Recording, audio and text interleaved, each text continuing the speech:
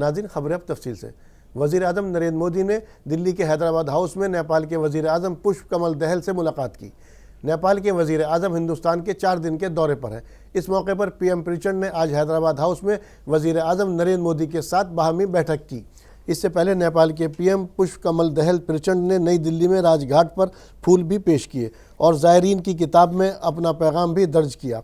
वज़ीर आज़म नरेंद्र मोदी और नेपाल के वज़ीर आज़म पुष्प कमल दहल प्रचंड की मौजूदगी में दोनों मुल्कों के बीच कई शोबों में समझौते हुए और कई मंसूबों को हरी झंडी दिखाई। वजारत ख़ारजा के मुताबिक इस बाहमी बैठक के एजेंडे में मईशत, बिजली, बुनियादी ढांचे, तालीम और दोनों मुल्कों के लोगों के बीच ताल्लुकात को मजबूत करने पर बातचीत हुई। वज़ीर आज़म नरेंद्र मोदी और नेपाल के पीएम पुष्प कमल दहल ने मुश्तरका प्रेस कॉन्फ्रेंस में बयान जारी किया। इस दौरान वज़ीर आज़म नरेंद्र मोदी ने कहा कि भारत नेपाल की पार्टनरशिप हिट है। ट्रांजिट मुआहदों पर आज दस्तखत किए गए हैं। हमने फिजिकल कनेक्टिविटी बढ़ाने के लिए नए रेल राब्ते कायम किए हैं। पीएम मोदी ने आगे क्या कुछ कहा, आइए सुनते हैं। फ्रेंड्स, आज मैंने और प्रधानमंत्री प्रचंड जी ने भविष्य में अपनी पार्टनरशिप को सुपर हिट बनाने के लिए बहुत से महत्वपूर्ण निर्णय लिए हैं।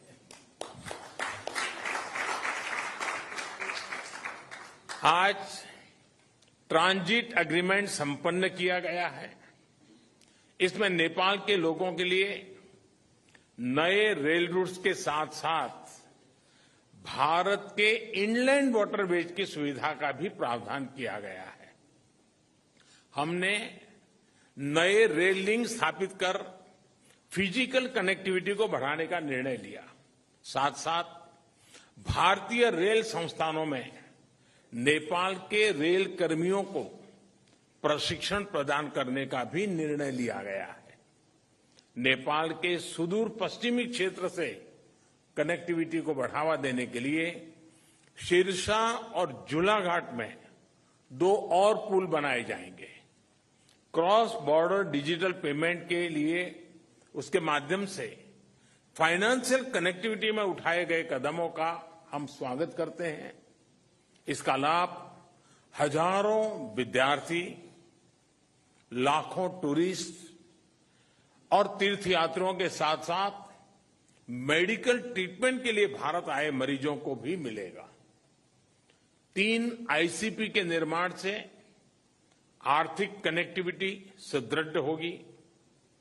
पिछले साल हमने पावर सेक्टर में सहयोग के लिए एक लैंडमार्क विजन डॉक्यूमेंट अपनाया था। इसको आगे बढ़ाते हुए आज भारत और नेपाल के बीच long term power trade agreement संपन्न किया गया है। इसके अंतर्गत हमने आने वाले 10 वर्षों में नेपाल से 10,000 मेगावाट बिजली आयात करने का लक्ष्य रखा है। फुकोट, कर्णाली और लोअर अरुण हाइड्रो इलेक्ट्रिक परियोजनाओं पर हुए समझौते से विद्युत क्षेत्र में सहयोग को और बल मिला है।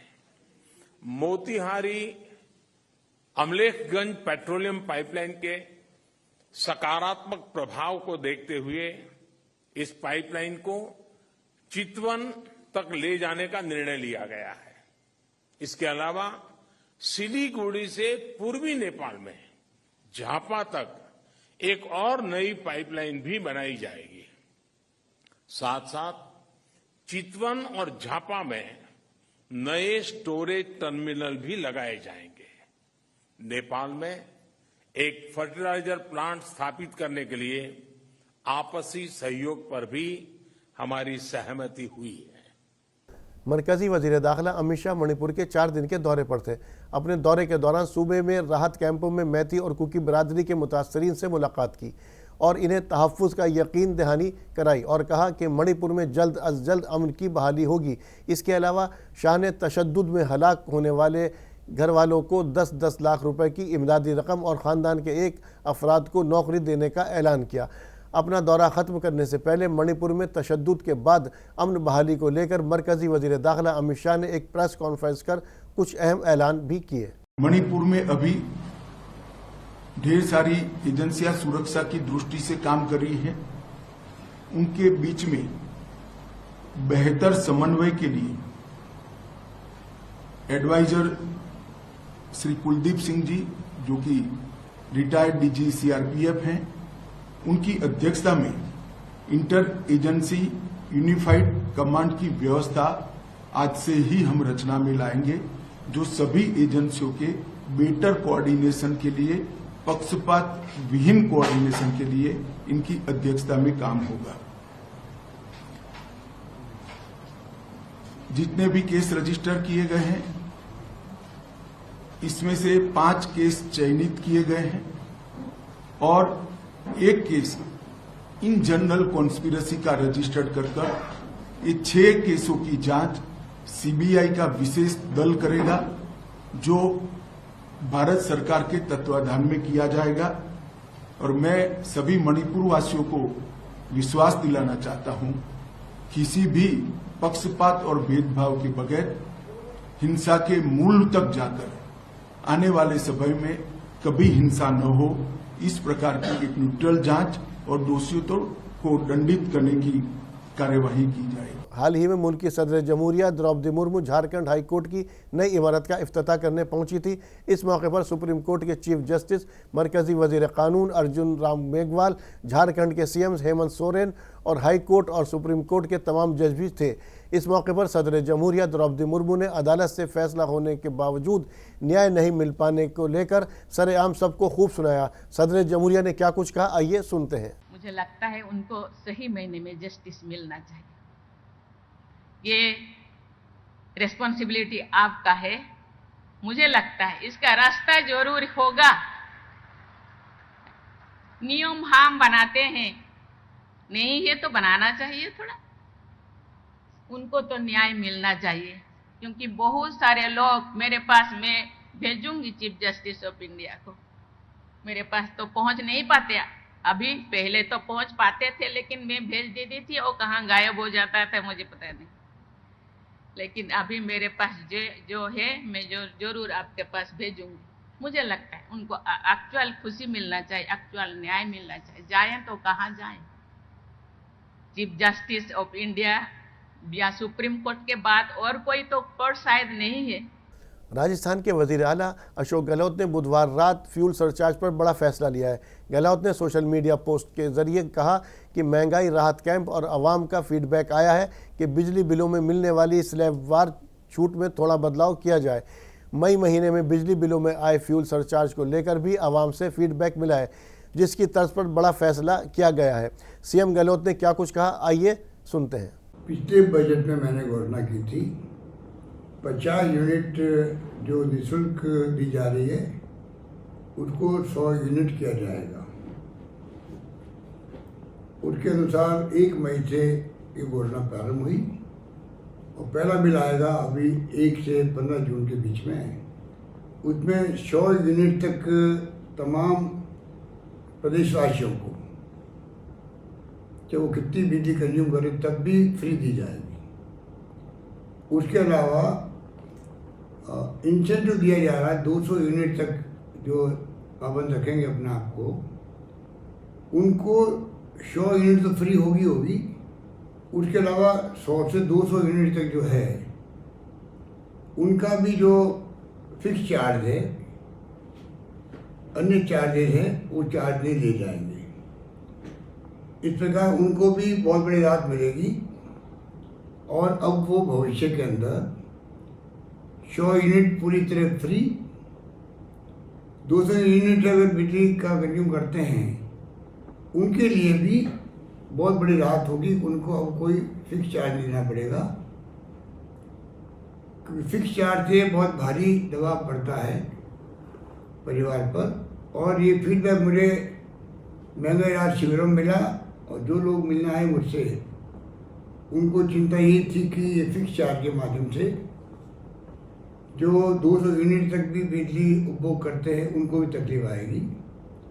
अब मैं उम्मीद करता हूँ कि जो परिवार लगभग 1 करोड़ 10 लाख परिवार है, उससे अधिक परिवारों को इस फैसले से राहत मिलेगी। उत्तर प्रदेश में रामपुर के अंबेडकर पार्क में आज किसान मुल्क की रेसलर बेटियों की हिमायत में बैठे हैं। यहाँ किसानों ने एक दूसरे से खिताब करते हुए कहा कि मुल्क की बेटियों को इंसाफ मिलना चाहिए। हम जंतर मंतर पर उनका साथ देने के लिए जा रहे थे तो किसानों को नज़रबंद कर दिया गया। किसानों का कहना है कि जब तक मुल्क की बेटियों को इंसाफ नहीं मिल जाता तब तक वे लगातार एहतजाज करते रहेंगे। ये राष्ट्रीय आह्वान हमारे टकैत साहब ने किया हुआ है कि सारे ही जिला अध्यक्ष जो हैं वो अपने अपने ज़िलों में इन जो रेसलर थे उनके फेवर में और जो सरकार विरोधी नीतियाँ हैं उसके खिलाफ हम धरना प्रदर्शन करें और डीएम साहब को ज्ञापन दें। बीजेपी सरकार जो है वो हट धर्मता पे उतरी हुई है, अपनी मर्जी चलाना चाहती है। ये बीजेपी का जो एजेंडा है और जो सरकार चल रही है ये केवल बीजेपी की नीतियों पे चल रही है। ये कोई जो विधि का विधान है उसके हिसाब से नहीं चल रही है। ना ये संसद में कोई काम जो है वो पब्लिक और देश के हित में करते हैं, ना ये बाहर करते हैं। इनको तो केवल वो राजनीति करनी है जैसे वोट बैंक हो, मुस्लिम विरोधी हो, सिख विरोधी हो, हिंदू विरोधी हो, यादव विरोधी हो, जाट विरोधी हो, इनको सिर्फ वोट से मतलब है। इनके लिए कोई देश की हित की बात नहीं है। ये कोई एजुकेशन की बात नहीं करते, कोई हेल्थ की बात नहीं करते, कोई रोड की बात नहीं करते, कोई बिजली की बात नहीं करते, कोई किसान की बात नहीं करते। इनको सिर्फ वोट चाहिए और हर जगह सरकार अब वोट नहीं चाहिए। अगर वोट की आप बात कर रहे हैं तो किसान के रूप में एक बहुत बड़ा वोट बैंक है, ये क्यों नाराज कर रहे हैं? आखिर वो एफआईआर क्यों नहीं कर रहे जिनके ऊपर वो लड़कियां कह रही हैं? यही तो लड़ाई है कि उनके ऊपर एफआईआर क्यों नहीं हो रही।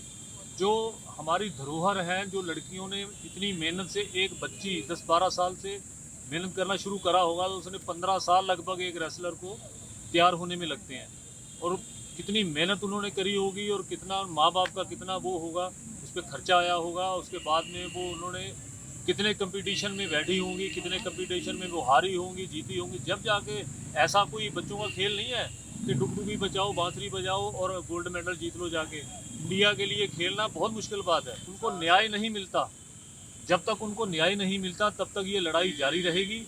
ये ऐलान हो गया है कि तब तक ये लड़ाई जारी रहेगी। जो भी हमारे राष्ट्रीय अध्यक्ष नरेश टकैत जी आदेश करेंगे उसके ऊपर अमल किया जाएगा। इसे ना तो बेटी से कोई मतलब है, ना किसान से कोई मतलब है। इसे वोट की राजनीति करनी है।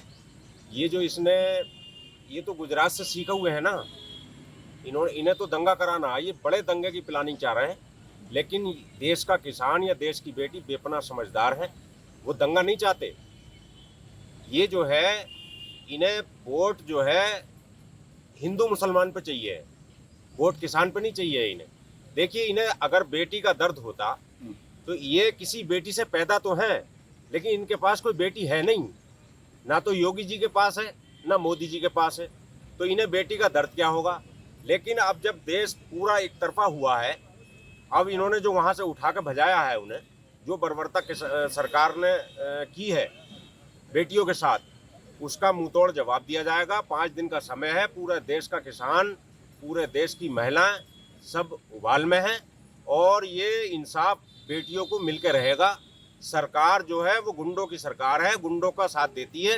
देखिए, लखीमपुर में जो हुआ वो भी किसानों के साथ जो जांचती हुई थी, आज भी वो मंत्री बना बैठा है।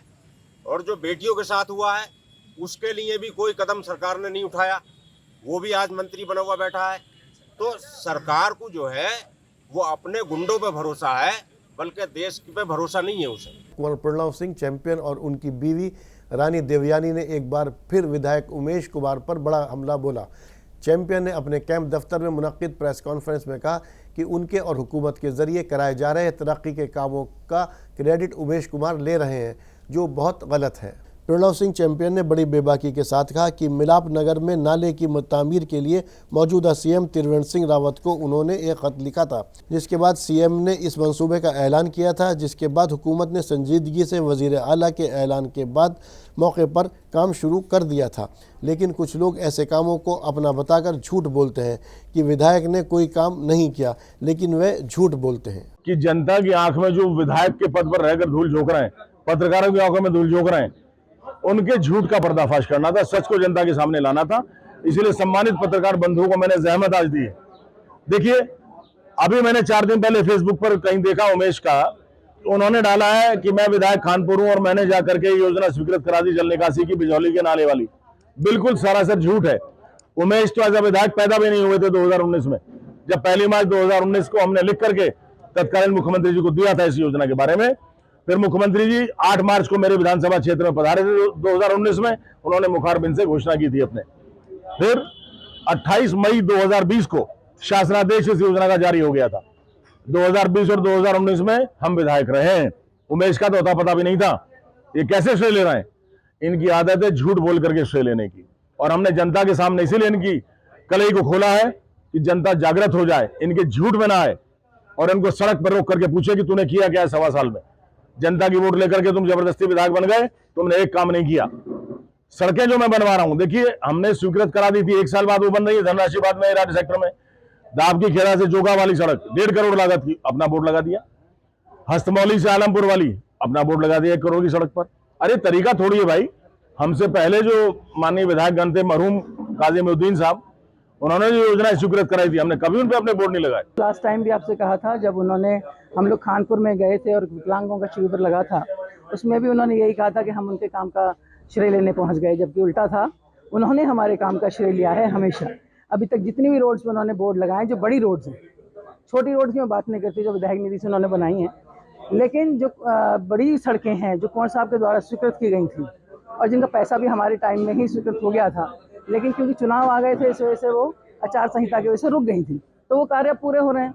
लेकिन इनका क्या है कि जनता को बेवकूफ़ बनाकर ही ये विधायक बने हैं और जनता को ही बेवकूफ़ बना करके अपना कार्यकाल चलाना चाह रहे हैं। जब शुरुआत हुई थी तो बोर्ड्स मैंने उन पर लगाए थे, जो शुरू होने ही वाले थे वो काम, लेकिन उसके तुरंत बाद जो है चुनाव आ गया। चुनाव आने की वजह से वो काम जो है आचार संहिता की वजह से रुक गए।